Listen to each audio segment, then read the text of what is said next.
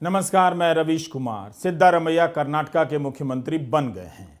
यह उनका दूसरा कार्यकाल है। आज हम उनके राजनीतिक जीवन की बात करेंगे, लेकिन उससे पहले एक और मुख्यमंत्री की बात कर लेते हैं जिन्हें कर्नाटका जैसा समृद्ध राज्य फर्नाटका लगता है। कर्नाटका में बीजेपी हार गई है, इस वजह से वह फर्नाटक नहीं हो जाता है।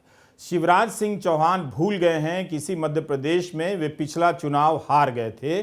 कांग्रेस को तोड़कर वे मुख्यमंत्री बने हैं। उनके तर्कश में धार्मिक मुद्दों के अलावा और कौन कौन से तीर हैं, हम भी जानना चाहेंगे। लेकिन कर्नाटक को फर्नाटक कहकर उन्होंने उस जनता को सकते में जरूर डाला है जो उन्हें मुख्यमंत्री चुनती रही है। इसलिए नहीं कि भारत के किसी राज्य के लिए अनुचित शब्द का इस्तेमाल करेंगे। मैं आस्था के नाम पर आहत होने वाले और बात बात में अपमान की राजनीति करने वालों का विरोध करता हूं।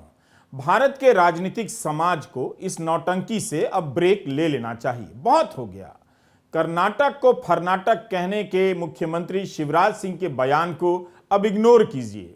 सिद्धारमैया कर्नाटका के मुख्यमंत्री बने हैं, एक बार उप मुख्यमंत्री रह चुके हैं और अब दोबारा मुख्यमंत्री बने हैं। कौन है ये सिद्धारमैया?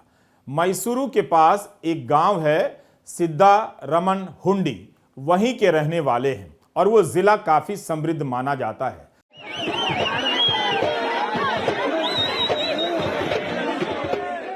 चुनावों के दौरान सिद्धारमैया का डांस करते हुए यह वीडियो जब वायरल हुआ तो कुछ लोगों को लगा कि चुनावी स्टंट होगा, जैसा कभी कभार प्रधानमंत्री नरेंद्र मोदी कर दिया करते हैं।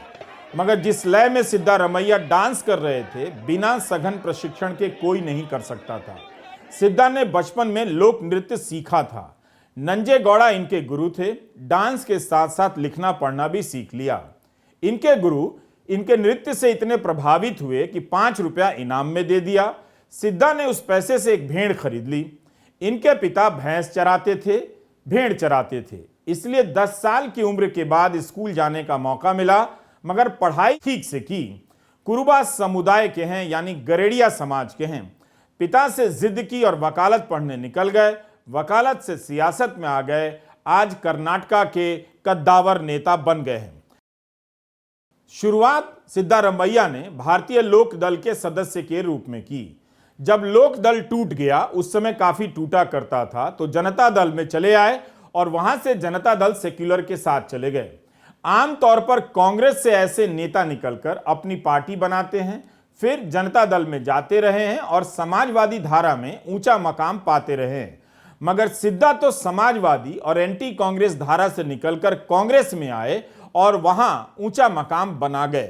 पहली बार 1983 में विधानसभा का चुनाव जीत गए और तभी से कुछ एक मौकों को छोड़कर लगातार विधायक भी रहे। जनता दल की जेएच पटेल सरकार में 1996 में और 2004 की एन धर्म सिंह सरकार में डिप्टी सीएम रह चुके हैं। 2005 में सिद्धारमैया को पार्टी से निकाल दिया गया। ಕಾನೂನಿನ ಮೂಲಕ ಸ್ಥಾಪಿತವಾದ ಭಾರತದ संविधान। सिद्धारमैया आज जब शपथ ले रहे थे तो उनके राजनीतिक जीवन का चक्र भी घूम रहा था। इस कांग्रेस में वे 2006 में शामिल हुए। तब उन्हें कांग्रेस में शामिल कराने के लिए सोनिया गांधी बेंगलुरु आई थीं। बेंगलुरु में एक बड़ी सभा भी हुई जिसमें सिद्धा के समर्थक बहुत ज्यादा संख्या में मौजूद रहे। 2013-18 के बीच कांग्रेस सरकार के मुख्यमंत्री बने और अपना कार्यकाल भी पूरा किया। 1970 में देवराज अरस के बाद यह पहली बार था कि कर्नाटका में एक मुख्यमंत्री ने अपना कार्यकाल पूरा किया। देवराज अरस भी सिद्धारमैया के जिले से हैं। सिद्धा ने अल्पसंख्यक, पिछड़ी जाति और दलितों का गठजोड़ बनाया, जिसे अहिंदा कहते हैं। सिद्धा कर्नाटका के लोकप्रिय नेताओं में से एक हैं। उम्मीद है अपने इस कार्यकाल में अल्पसंख्यकों के हितों के लिए अग्रसर रहेंगे, न कि तुष्टीकरण जैसे फर्जी आरोपों से डरकर पीछे हट जाएंगे। अल्पसंख्यकों, दलितों और पिछड़ों तक सारी योजनाएं बराबर पहुंचेंगी। शपथ ग्रहण समारोह में राहुल गांधी ने 5 वादे दोहराए और अब आप जनता को याद रखना चाहिए और गिनती शुरू कर देनी चाहिए कि वायदे आप तक पहुंच रहे हैं या नहीं।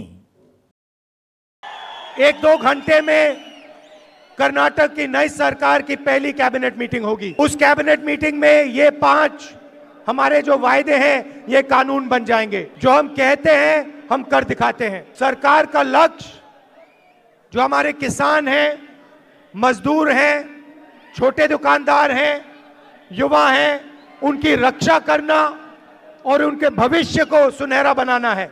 हम आपको एक साफ सुथरी नॉन करप्ट सरकार देंगे। सिद्दा का मुख्यमंत्री बनना लंबे राजनीतिक जीवन की साधना से गुजरना है। एक नेता को अपने जीवन में राजनीतिक और सामाजिक संबंधों का भी ताना बाना बुनना पड़ता है। भारत के लोकतंत्र की यही खूबी है। लंबे संघर्ष से तब कर कोई नेता इस पद पर पहुंचता है तो कोई इस वजह से भी मंत्री बन जाता है कि वो सिंधिया जैसे राजघराने से आता है। बहुत से सांसद केवल धन बल के दम पर उस जगह पर कई वर्षों से टिके हैं, लेकिन वहां से आगे नहीं जा सके। केवल अपनी भीमकाय गाड़ियों में हूटर बजाकर इलाके में घूमते रह जाते हैं। सिद्धारमैया का जीवन बता रहा है कि हर दिन उन्होंने राजनीति में कुछ न कुछ जोड़ा है, विस्तार किया है, जहां थे वहां से आगे आए हैं। 1989 के बाद कर्नाटका में कांग्रेस को इतनी सीट मिली है, वो भी तब जब बीजेपी की तरफ से प्रचार और रोड शो का चेहरा एकमात्र नरेंद्र मोदी थे। रोड शो में नरेंद्र मोदी के साथ राज्य बीजेपी का कोई चेहरा नजर नहीं आया करता था। कहा जा रहा है कि इस चुनाव में कांग्रेस को राहुल की पदयात्रा से लाभ मिला है। जिन जिलों से पदयात्रा गुजरी है वहां कांग्रेस का प्रदर्शन काफी बेहतर हुआ। प्रियंका और राहुल की सभाओं में भीड़ भी काफी आ रही थी और रैलियों की तैयारी देखकर लग रहा था कि वहां की कांग्रेस या चुनाव की तरह लड़ रही है।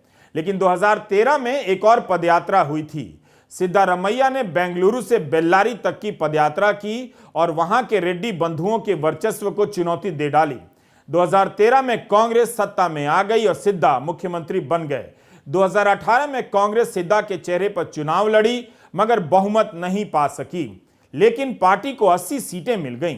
जनता दल सेक्युलर के साथ मिलकर सरकार बनी तो मुख्यमंत्री बने एचडी कुमारस्वामी। यह सरकार 14 महीने ही चली। कांग्रेस के 14 विधायक टूटकर बीजेपी में चले गए या ले आए गए और बीजेपी की सरकार बन गई। पार्टी को तोड़ने का वो तमाशा देश ने गोदी मीडिया के जरिए खूब देखा था। ऑपरेशन लोटस वहीं से चल पड़ा। जब 1994 में सिद्धारमैया वित्त मंत्री बने तब वहां के कुछ अखबारों ने लिख दिया कि भेड़ें चराने वाला आदमी राज्य का वित्त मंत्रालय कैसे चलाएगा।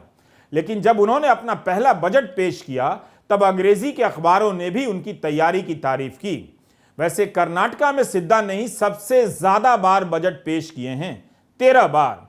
उनके द्वारा लॉन्च की गई कई योजनाओं को आज भी सराहा जाता है और वे जारी हैं। एक राजनेता के जीवन की कहानियां जलेबी की तरह पेचदार होती हैं।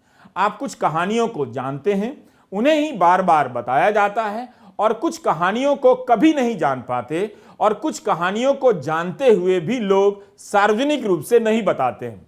लेकिन सिद्धारमैया का दक्षिण की राजनीति में उदय कांग्रेस के लिए उस समीकरण की तलाश का पूरा होना है जो केवल समाजवादी धारा के दलों के पास हुआ करता था, 2014 के बाद बीजेपी के पास चला गया। दलित, पिछड़ा और अब मुस्लिम और अन्य समुदायों को जोड़कर सिद्धारमैया ने कांग्रेस के भीतर की राजनीति को बदल दिया है। सिद्धारमैया धोती कुर्ता पहनने वाले नेता हैं। इस दौर में जब तरह तरह की बंडियां और नेहरू जैकेट का फैशन चला, जिसका नाम जबरन मोदी कुर्ता रख दिया गया, जबकि गांव-गांव में लोग इस तरह का कुर्ता पहनते हैं, मेरे गांव में भी, उसी दौर में सिद्धा धोती कुर्ता पहनकर राजनीति के शिखर पर पहुंच गए हैं। बीजेपी के स्टार प्रचारक नरेंद्र मोदी को हराने वाले किसी भी नेता को पहले पन्ने पर जगह मिलनी चाहिए थी, लेकिन अब जमाना बदल गया है। गरेड़िया समाज के लोग देश भर में काफी परेशान हैं। उनकी समस्याओं पर किसी का ध्यान नहीं जाता है, कांग्रेस की सरकारों का भी नहीं। उम्मीद है सिद्धा उनकी आवाज बनेंगे और हाशिए से उन्हें मुख्य धारा में लाएंगे। कर्नाटका में कांग्रेस की सरकार बन गई है। कई विपक्षी दलों को न्योता गया और कुछ को नहीं गया। आपको याद होगा 2019 के चुनाव से पहले 2018 में बेंगलुरु में विपक्षी नेताओं का एक बड़ा जमावड़ा हुआ। एक ही मंच पर मायावती भी थी, अखिलेश यादव भी थे, दिवंगत अजित सिंह भी थे और तेजस्वी यादव भी, वाम दलों के नेता भी थे। मगर विपक्षी एकता पुलवामा की घटना की आंधी में मोदी का मुकाबला नहीं कर सकी। अब उसी पुलवामा की घटना को लेकर सत्यपाल मलिक ने गंभीर सवाल उठाए हैं, जिसका जवाब प्रधानमंत्री नरेंद्र मोदी ने नहीं दिया है। इस बार भी विपक्षी एकता नजर आई। बिहार के मुख्यमंत्री नीतीश कुमार और तमिलनाडु के मुख्यमंत्री एम.के. स्टालिन नजर आए। जम्मू कश्मीर के नेता फारूक अब्दुल्ला और महबूबा मुफ्ती भी बुलाई गईं और मौजूद रहीं।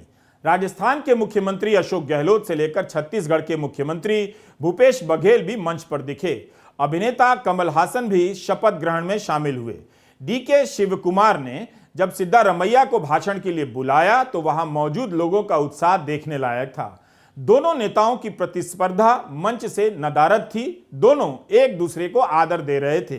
सिद्धा ने भी अपने भाषण में शिवकुमार का नाम लिया। कर्नाटक में सत्ता परिवर्तन इसी के साथ शुरू हो गया। कर्नाटक में बीजेपी लगातार दूसरी बार चुनाव हारी है। पिछली बार भी हार गई थी, कांग्रेस को तोड़कर सरकार बनाई थी।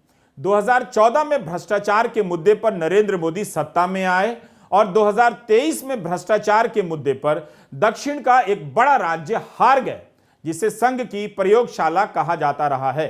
कभी हलाल तो कभी हिजाब तो कभी मुसलमान, फल फूल विक्रेता से सामान नहीं खरीदने का अभियान और कुछ नहीं मिला तो टीपू सुल्तान को लेकर बवाल। धर्म की राजनीति ने बीजेपी और गोदी मीडिया में यह आत्मविश्वास और अहंकार भर दिया है कि जनता भूख से मरती रहेगी, मगर धर्म का नारा लगा देने से वो भूल जाएगी। कई बार उसका यह आत्मविश्वास और अहंकार सही भी साबित हुआ है और आगे भी सही साबित होगा, मगर धर्म को मानने वाले भी कई बार धर्म के नाम पर झूठ के आडंबर को ठुकरा देते हैं। यह भी साबित होता रहेगा।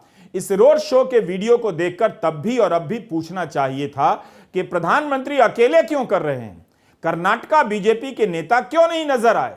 मगर धर्म और राजनीति के गठजोड़ के इस सबसे बड़े चेहरे के सामने एक सवाल रखकर देखिए, कोई जवाब नहीं आएगा।